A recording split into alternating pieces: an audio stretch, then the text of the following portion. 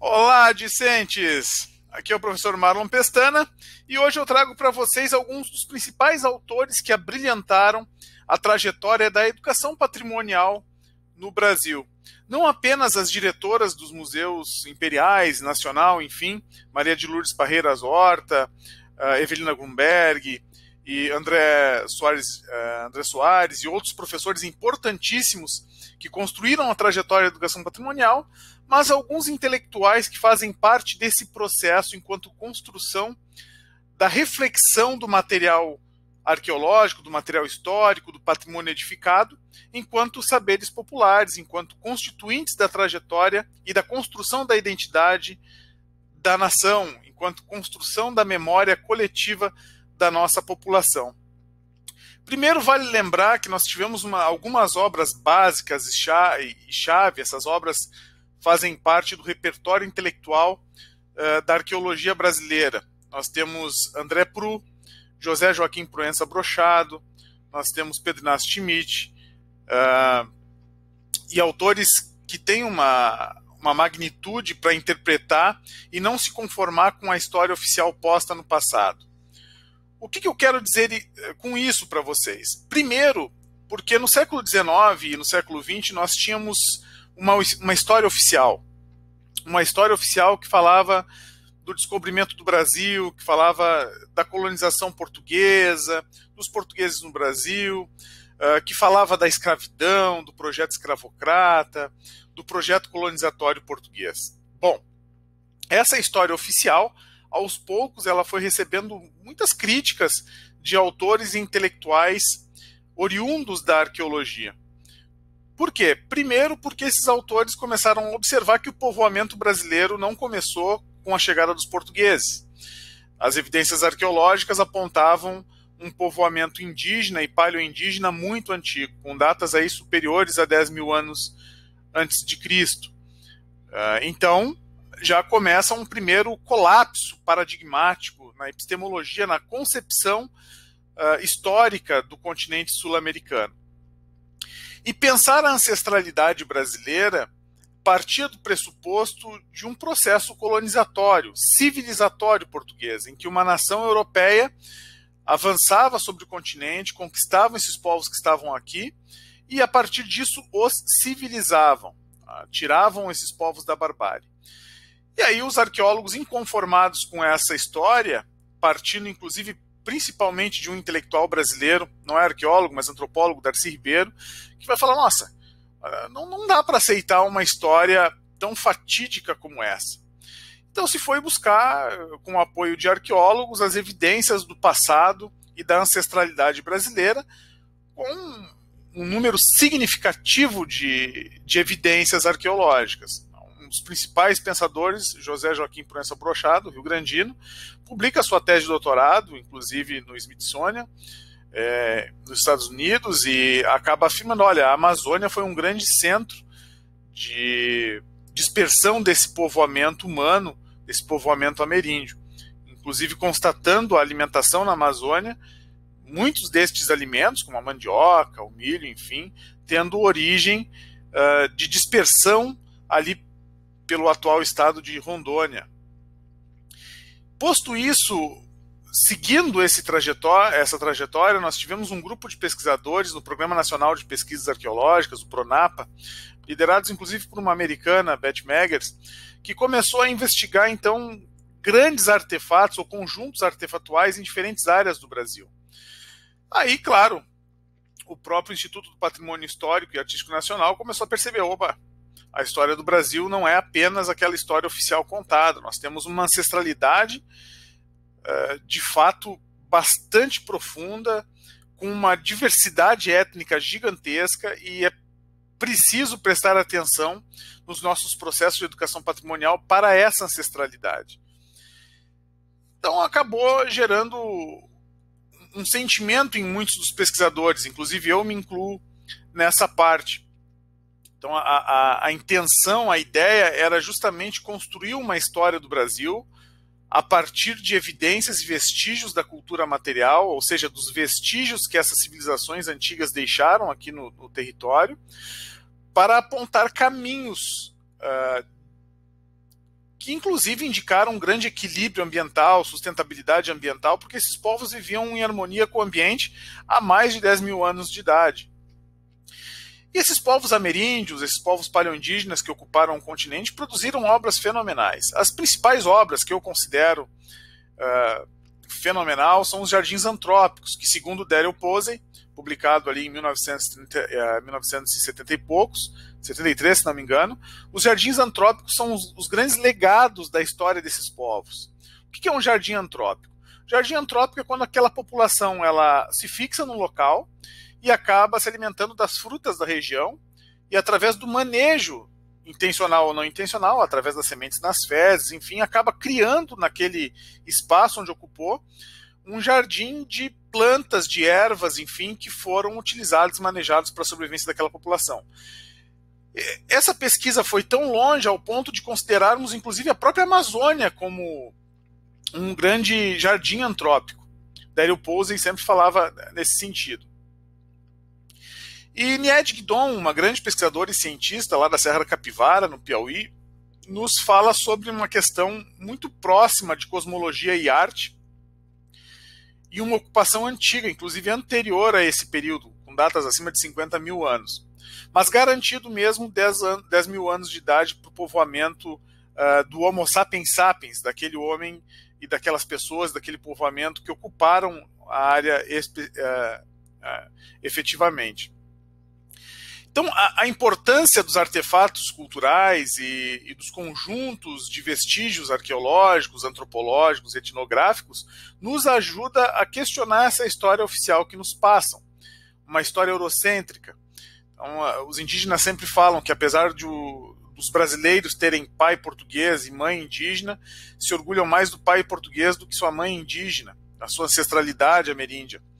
Então, esse tripé, que inclusive depois recebeu um aporte muito grande da diversidade étnica dos povos vindos da África, que trouxeram inclusive a agricultura para o Brasil, nós conseguimos entender, como José Rivair Macedo nos coloca na História da África, que o contato das diferentes etnias dessa diversidade étnica gerou um sincretismo cultural que hoje bebe os povos que ocupam o território brasileiro na sua ancestralidade. Então, o primeiro passo, acredito, da educação patrimonial é rever essas fontes históricas, rever essa história oficial e entender que todos os territórios, inclusive aqui onde nós estamos, na metade sul do Rio Grande do Sul, eram densamente povoados por populações indígenas e ameríndias. Charruas, minuanos, guenoas, araxanes, mimboanes, patos, tapi, guarani. Esses povos ocupavam esses territórios e depois advindos, então, em larga escala com as populações que foram sequestradas da África no processo diaspórico e trazidas para cá. Isso nos faz remeter antropologicamente em contato cultural e zonas de fronteiras de impacto cultural. Porque as populações, como interagem entre si, geram o que nós chamamos de fronteira étnica. Frederic Barf nos coloca isso muito bem no seu trabalho, está no nosso dossiê, que essas fronteiras étnicas elas são sempre conflitivas, sempre atritivas, mas nem sempre são violentas. A princípio, elas são fundamentadas numa troca de conceitos, numa troca de ideias, de tecnologias, e quando as coisas não dão liga, digamos assim, aí se partem para a violência. A tese de um colega, um amigo meu, Jairo Roge, Fenômenos de Fronteira, falam sobre isso. Inclusive, a minha tese de doutorado, Os Povoadores do Rio Jauru, fala sobre essa longa trajetória dos povos do Pantanal, quando eles entram em contato no segundo milênio, eles entram em contato com os povos do Cerrado. Então, nós temos um grupo portador de cerâmica com antiplástico de areia e um grupo portador de cerâmica com antiplástico de cariapé, de cinza. E eles entram em choque, entram em contato numa região que nós chamamos ali no Mato Grosso de Cerradão, onde o Cerrado faz contato com o Pantanal e cria uma extensa mata próximo já da Amazônia, chamada de Cerradão. É um ecótono, uma área de transição ecológica, ali, um ecótono em que as culturas também se encontraram. Então perceba que isso é muito interessante observar no sentido de compreender que a história, ela, nessa longa duração, ela tem sua complexidade. Existiram idas e vindas, migrações, núcleos de povoamento, núcleos densos de povoamento que formaram e formam a ancestralidade brasileira nos dias de hoje. Então, ligar a nossa ancestralidade à questão europeia é, a princípio, mostrar uma tendência eurocêntrica a uma história que não é real. Ela é discutida e foi discutida há muito tempo no século XIX. Por quê? Porque no período imperial, principalmente no período de Dom Pedro II, se tinha essa noção de se construir uma história do império, uma história da nação. E essa história do império estava sempre ligada e atrelada a Portugal. Não se tinha uma desvinculação, era as casas de Orleans e Bragança, as casas reais, enfim. Então essa trajetória tem a ver com a construção dessa história do império. E no período republicano também, a preocupação de se construir uma história nacional, uma história tradicional, estava muito vinculada à questão europeia. Hoje se sabe que demograficamente, inclusive paleodemograficamente, o Brasil era muito maior, muito mais gigante, com as suas diferentes etnias, populações indígenas que aqui ocupavam, de milhares e milhares de seres humanos, que inclusive vieram ao socorro desses náufragos portugueses que vieram aqui à beira da praia, quase mortos, desnutridos. Então, os indígenas tiveram uma parcela importante na construção da memória e da identidade da nossa ancestralidade. Posto isso, uma das grandes obras que deixa muito claro isso, o livro Arqueologia Brasileira, de André Pru, nos remete justamente à coleção de dados, de informações sobre esses vestígios materiais. E eu relembro que em qualquer lugar que o arqueólogo pise, que o historiador ou o educador vá, encontram-se vestígios dessas populações ancestrais. Sejam fragmentos de cerâmica, sejam desenhos ou riscos nas pedras, sejam urnas funerárias, mas um grande exemplo disso são os museus. Os museus, eles acabam tendo um discurso.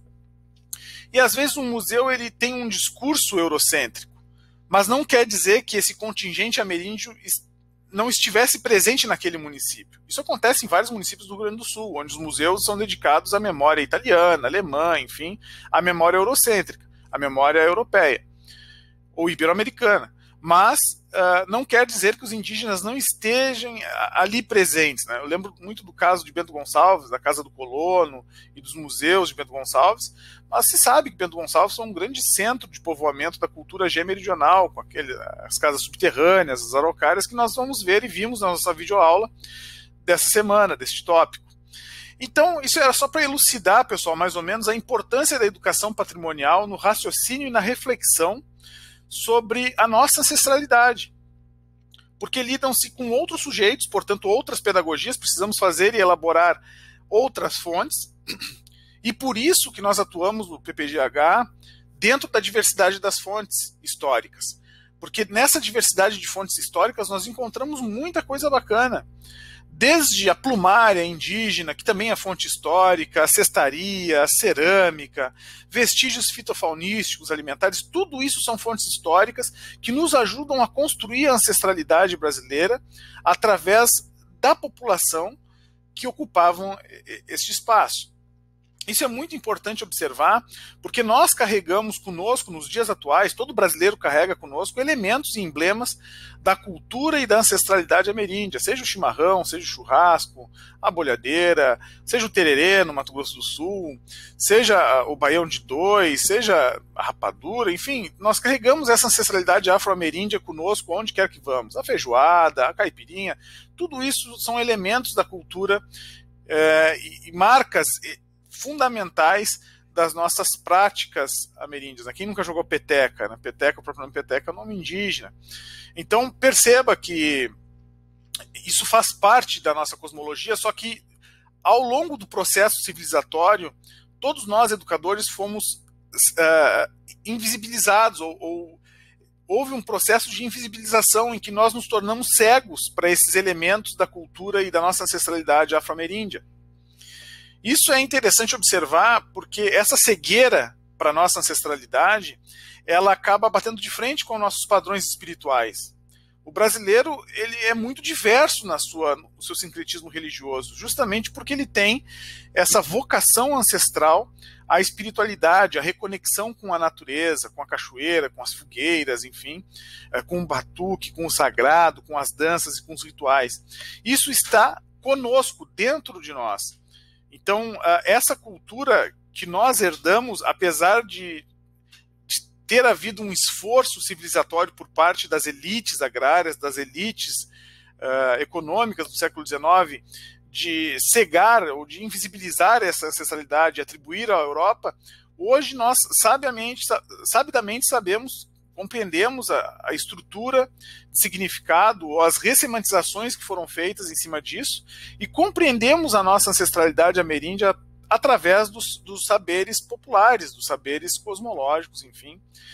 Então, importante lembrar essa questão da fronteira étnica, em que houve uma troca intensa entre as etnias, por isso que nós vamos encontrar benzedeiras, batuqueiros, enfim, das mais diferentes etnias, e a partir desse pressuposto, compreender que a educação patrimonial pode beber dessas fontes históricas, dessas fontes culturais, para atribuir docência, ensino. Então, enquanto educadores, é preciso entender a importância dessas fontes históricas, não apenas no Brasil, mas em qualquer outro lugar do planeta, onde a história oficial acabou invisibilizando essas culturas ancestrais, e que hoje nós temos condições ali de recuperar essas fontes históricas, porque são evidências materiais, são vestígios materiais. E percebam que o discurso da elite, o discurso aristocrático de apagar a ancestralidade afro-ameríndia brasileira, ele foi tão forte, tão condizente, que inclusive nos livros oficiais, nos livros didáticos, até hoje, eu estou com um livro didático, que estou analisando um livro didático, a parte que se falava de pré-história brasileira é muito pequenininha, tem 2, 3 páginas, enquanto a história do Brasil, Império, República é enorme. Assim. Bom, se formos colocar na linha do tempo, essa pré-história brasileira, ou a história pré-colonial do Brasil, ela é muito maior, ela tem 8.000 anos de idade, 12.000 anos de idade, com diversas etnias e núcleos de povoamento. Então, quem mereceria uma parte maior, digamos assim, no livro didático? Então, é para que possamos refletir e, a partir daí, pensar num processo educativo que seja emancipatório, que nós não nos deixe, assim, influenciar sobre as demandas de uma história eurocêntrica, oficial, brasileira, enfim. Até mesmo porque a história das populações indígenas, a história das populações afro-brasileiras, as chegadas aqui no Brasil, elas são tão complexas, tão ricas, tão cheias de evidências de cultura material, enfim, de elementos, de cantos, de músicas, de culinária, de etnogastronomia, a culinária, no caso, a etnoastronomia, que são os calendários específicos que essas populações criaram para suas hortas, para suas plantações, que é um crime brutal a invisibilização dessas trajetórias históricas. Então, por isso que o historiador se debruça nessas fontes que são diferentes, são fontes diversas, diferentes das oficiais. As fontes oficiais, as fontes históricas oficiais são os inquéritos, inventários, donatarias, certidões, enfim, documentos escritos. E esses povos pré-coloniais eram povos ágrafos, mas não quer dizer que eles não tinham formas complexas de comunicação, como as pinturas na cerâmica, como as pinturas na parede, enfim. São formas complexas de comunicação e de equilíbrio com o meio ambiente e reconexão com a natureza. Bom, pessoal, era isso só para esclarecer alguns dos conceitos chaves do porquê a educação patrimonial ela é tão importante, por que ela atribui um sentido muito inspirador, inclusive, para quem trabalha com comunidades tradicionais, para que possamos fazer disso um bom uso. Um abraço e muito obrigado por me acompanhar até aqui. Até a próxima.